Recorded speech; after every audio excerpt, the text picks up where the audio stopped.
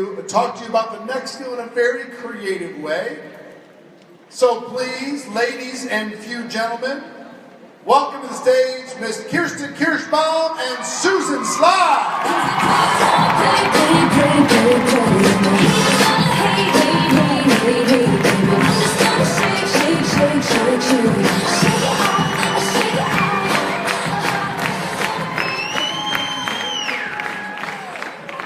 Would you just stop this day in the park? So, just strolling around. It's a beautiful day outside. I've got my two perfect children here. And I just returned from the most amazing event. Maybe you ladies have heard of it. It's called the Most Powerful Women in Network Marketing. Yeah. So naturally I'm feeling amazing because I've spent 2.5 days at the Most Powerful Women in Network Marketing. And so what am I gonna do? The first thing, I'm sure all of you guys are thinking, right? What are you gonna do? You're gonna go home and you're gonna talk to people. You're gonna invite them to come with you next time. You're gonna invite them to look at your products and your opportunity. So I wanna invite you to come along with me, maybe give me a couple of critiques and see how this is about to go down, okay?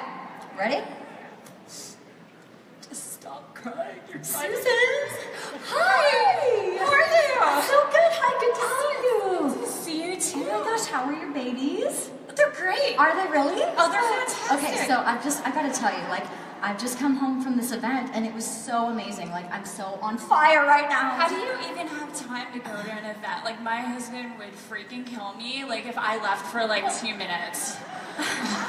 You know, I mean, I have a good support team, but anyway, like, so there's this product that I really want to share with you because I know you've been having a little bit of trouble. Your babies have been crying. Is it that obvious? Well, no, I mean, and you know I love you. I mean, I really do. Like, I just really care about you, but it's called Child Calm. So I all need you it. do, you I actually, need it. Yeah, I mean, because look at my perfect children, like, they don't cry. Children are so perfect. I see them on Instagram all the time. Yeah, all I do is I put this hat on them. It's called Child Calm. And they can't cry when they've got the hat on. So it's amazing. Is it like Valium for babies? Yeah, totally. It's like amazing. I need these. Like, you're not getting them back. Okay, you can have them, but you have to join my team. Because here's the thing. You're going to love this. Like, we're going to kill it. I mean, I made $5,000 my first day. Okay? Like, it's FDA approved, it's FTC approved, like, there's letters they haven't even thought of and it's all approved. Like, we're gonna kill it. And I'm gonna sign up everyone in our neighborhood, so you're gonna wanna be on top of that, you know, because I'm just gonna, like, put everyone under you. The only thing I wanna be on top of is my bed right now. Like, I'm happy for you and it sounds amazing. I just don't have time, and in fact, you know, I have so much going on right now. I have so much mastitis that I need a third boob. Like, I'm serious. Like, my husband's working. He's like, you know, I think he's secretly cheating on me. Like, I don't have time. Like, you know, like, really, all I want to do when the kids go to bed is take some Zoloft and drink a bottle of wine and just, like, chill out. Maybe you could try to put the hat over your boob and then, calm it down. What do you think? Like, I'm telling you, this is ground floor opportunity. I could wear these hats on my boobs. I mean, I got some red hats on your boob. Like, I would try it if I was you.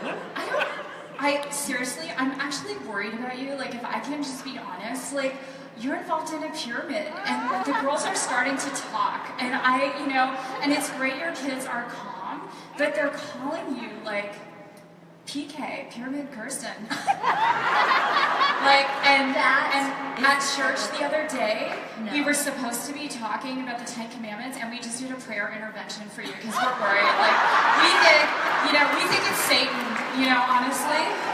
Do you really? We really do. And in fact, I don't think you're being, like, a really good mother by taking so much time away from your kids. And in fact, I think you shouldn't even be doing this. Like, what are you thinking?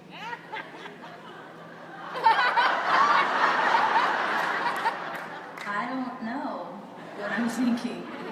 Like, you're right. Maybe we should just go to my house and, like, have some Merlot before pickup and watch Sex in the City.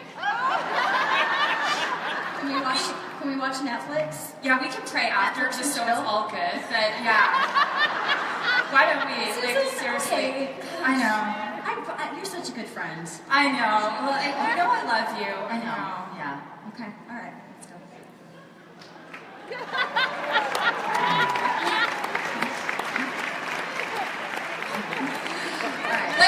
and gentlemen, the amazing Kierston Kirschbaum!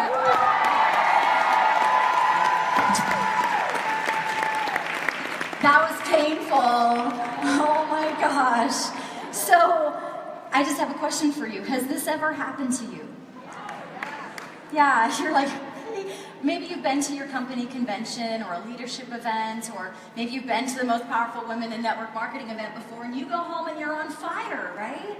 And you approach people that you really care about, and they share their reasons why this may not be the best opportunity for them, right? And naturally, like, these are our friends, so we don't want to sell them anything. We don't want to, kind of bulldoze over them with like our one-liners and, get all crazy and not listen to them. And so really, mine and Susan's goal for the next 40 minutes is to really help you create some bulletproof ways to share your heart with your friends, give you some ideas on the mindset, the tools, the skill set, some of the things that you can actually say, some words that you can practice saying, so that when you're in those kinds of situations with your friend, you can still be successful in your business, still maintain your friendships, and become the person and the entrepreneur who you want to be. So how does that sound?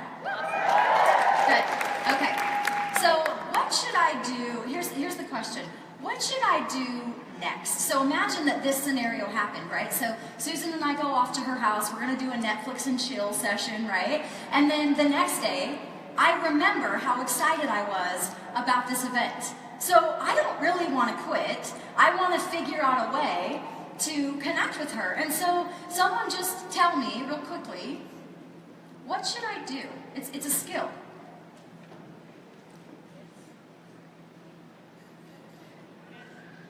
You guys see that? It stands for follow-up. Come on. Get your minds out of the gutter, ladies. Okay. So I'm going to follow up. Now, someone raise your hand and tell me how you feel about follow-up. Love it. Okay. How do you feel? How does someone else feel? Yeah, I personally, many times have felt kind of some fear, maybe some pressure, right? Because again, this is my friend, like, what am I supposed to say? How can I adequately express to her the value of what I know to be true in a way that she can receive, right? So a lot of times there's fear and pressure, and it stops us from moving forward with our business. It makes us not believe that we can actually do this. And so I want to point out to you that we've all heard the statistics, right? I'm not going to stand on the stage and tell you, well, I am going to tell you, but this is not what my presentation is totally about, that 80% of the sales are made between the 5th and the 12th contact, right? So if my first experience with my prospect, with my friend, Susan, was like that, like, do I want to do that 4, 5, 6 more times? Like, I don't want to do it, and you know what? I'm not going to. And that's what happens when you leave this event and you find the objections, right? But you've all heard the story of the person that, they became $1 million earner, but someone had to follow up with them for like 3 years, right? Do you have the mental stamina to follow up with someone for 3 years and come up with creative and new things to say to them? It really, in my opinion, really becomes a skill that you can develop, right? And it can become fun if you know what to do. And so I want you to think about following up really as a way to create more experiences for people that you care about. How does that feel? A little bit better?